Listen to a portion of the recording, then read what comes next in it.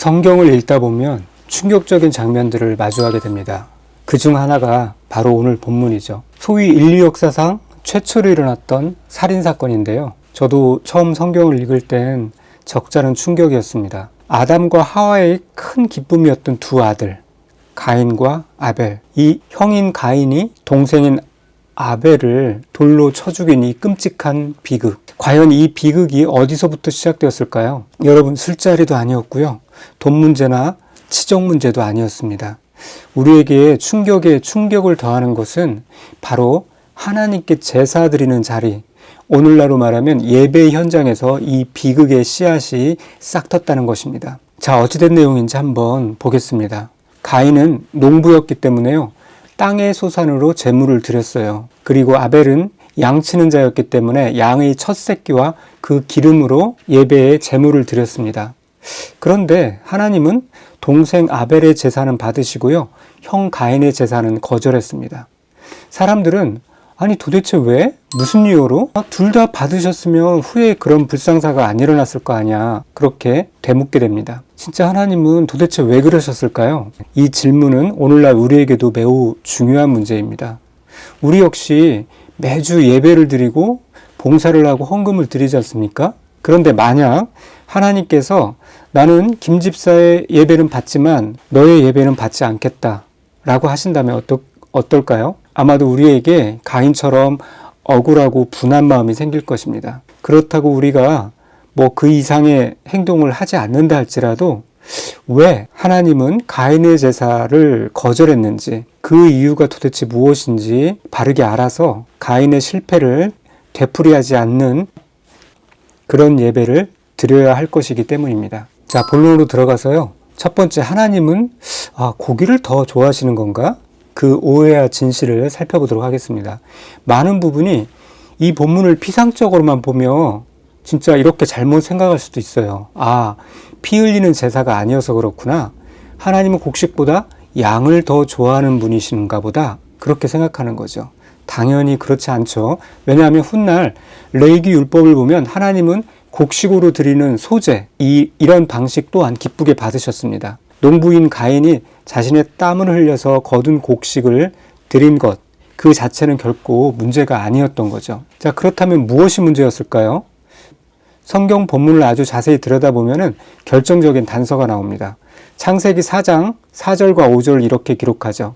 여호와께서 아벨과 그의 제물은 받으셨으나 가인과 그의 제물은 받지 아니하신지라. 자, 이 본문을 자세히 보면 순서가 나오죠. 그 순서가 보이십니까? 하나님은 제물을 받기 전에 먼저 그 제물을 드리는 사람을 주목하신 거죠. 하나님이 받으신 것은 양고기라는 그 물질 이전에 아벨이라는 사람이었고요. 거절하신 것은 곡식이라는 그 물질 이전에 가인이라는 사람이었던 것입니다. 제물은 그저 제물을 드리는 자의 마음을 담아내는 그릇일 뿐인 것이죠. 그릇 안에 담긴 내용물, 즉 드리는 자의 마음과 그 삶이 만약에 썩어 있다면 아무리 화려한 포장지로 감싼 내용물이라 할지라도 하나님은 받지 않으시는 겁니다. 결국 가인의 예배 실패는 그 메뉴의 실패가 아니라 자신의 마음의 실패였던 것이죠. 자, 그렇다면 가인의 마음에는 무엇이 빠져 있었을까요? 신약성경 히브리서는 이 사건을 정확하게 해석해 줍니다. 믿음으로 아벨은 가인보다 더 나은 제사를 하나님께 드림으로 의로운 자라 하시는 증거를 얻었으니. 자, 핵심은 믿음인 것이죠. 여기서 말하는 믿음은 단순히 하나님이 계신다는 것을 아는 지식이 아닙니다.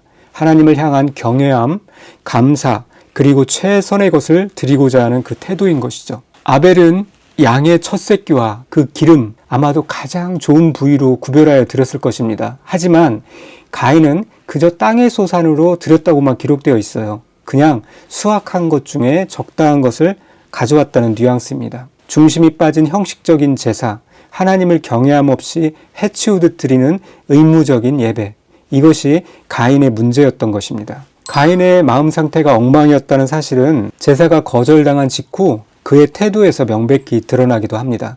만약 가인이 정말로 하나님을 사랑하고 믿음이 있는 사람이었다면 제사가 거절되었을 때 그가 어떻게 반응했을까요? 아마도 하나님, 제가 무엇을 잘못했습니까?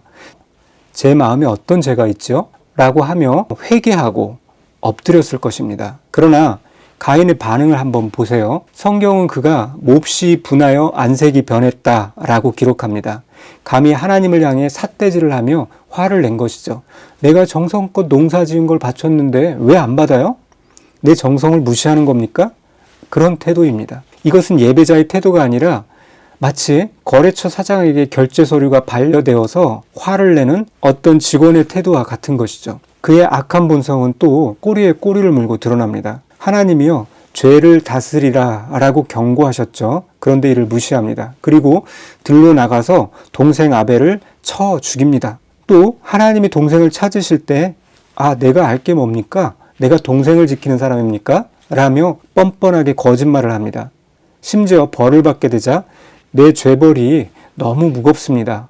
라며 뉘우침 대신에 불평을 쏟아냅니다. 자, 여러분 어떻습니까? 이 모든 과정을 보면요, 가인의 제사가 단순히 거절된 것이 아닌, 즉 우연이 아닌 것을 증명합니다. 그의 삶은 이미 하나님을 떠나 있었고요, 악독과 시기와 교만이 가득 차 있었던 거죠. 그렇게 삶이 엉망인 상태에서 주일에 와서 드리는 제물을 하나님은 매우 역겨워하셨던 것입니다. 오늘 이 가인의 모습이 혹시 나의 또 당신의 모습은 아닐지 되돌아볼 필요가 있습니다. 일주일 내내 세상에서 내 욕심대로 거짓과 미움으로 살다가 주일에만 거룩한 척 앉아있지는 않는지요? 헌금을 내고 봉사를 했으니 하나님이 나를 축복해 주셔야 한다고 그것을 마치 거래처럼 여기고 있지는 않습니까? 가인의 이야기는 우리에게 무서운 경고를 줍니다. 나의 제물드림, 예배드림의 중심은 어떠한가? 나는 순수한 믿음으로 서 있는가? 아니면 하나님을 기만하고 있는가? 눈을 가리고 그럴듯한 제물만 바친다고 하나님이 과연 속으실까요? 아닙니다. 하나님은 중심을 보시죠. 우리의 속이 훤히 들여다보이는 예배를 받고 계십니다. 더구나 교회 안에서의 예배만이 전부가 아니죠. 진정한 예배는 교회당 문을 나서는 순간부터 다시 시작됩니다. 가정에서, 직장에서, 사람들과의 관계 속에서 선을 행하고 죄를 다스리는 치열한 삶의 예배가 있을 때 우리가 드리는 주일의 예배도 아벨의 제사가 되어 하늘에 상달될 것입니다. 결론을 맺습니다. 하나님은 제물을 찾으시는 것이 아니라 참된 예배자를 찾으십니다. 우리의 예배가 단순히 종교적인 행위나 퍼포먼스가 되지 않아야 하는 것이죠. 내 삶의 태도, 나의 믿음, 나의 중심이 제물 위에 얹어질 때 비로소 그 예배는 완성됩니다. 오늘 하루 우리의 삶을 돌아보길 원합니다. 혹시 내 안에 가인처럼 분노와 시기, 형식적인 마음이 자리 잡고 있지는 않는지요? 하나님께서 나는 너와 너의 재물을 기쁘게 받았다라고 말씀하시는 그 한 사람이 바로 나와 당신이 되기를 축복합니다. 기도하겠습니다. 중심을 보신 하나님, 가인의 모습을 통해 제 자신의 부끄러운 민낯을 봅니다. 예배의 자리에 앉아있지만 정작 마음은 다른 데가 있는 순간이 많았고 습관처럼 형식적으로 예배드리는 저의 모습을 보며 회개합니다. 또 일상 삶에서는 죄를 다스리지 못하고 시기와 미움으로 살아가면서 주일에는 아무렇지 않은 척 거룩한 가명을 쓰고 있지는 않았는지 되돌아봅니다. 주님, 제 삶으로 드리는 예배가 순수한 믿음의 상태이길 원합니다. 하나님 앞에 섰을 때 믿음 없음으로 판결나지 않게 하시고 저희 중심이 하나님 보시기에 합당하여 기쁨으로 받으시는 예배가 되게 하여 주시옵소서. 성령의 불로 제 안에 거짓과 위선을 태워주시고 상한 심령으로 주님 앞에 나가길 원합니다. 오늘 하루도 삶의 현장에서 선을 행하며 죄의 유혹을 다스리는 살아있는 예배자로 살게 하여 주시옵소서. 예수님의 이름으로 기도드립니다. 아멘.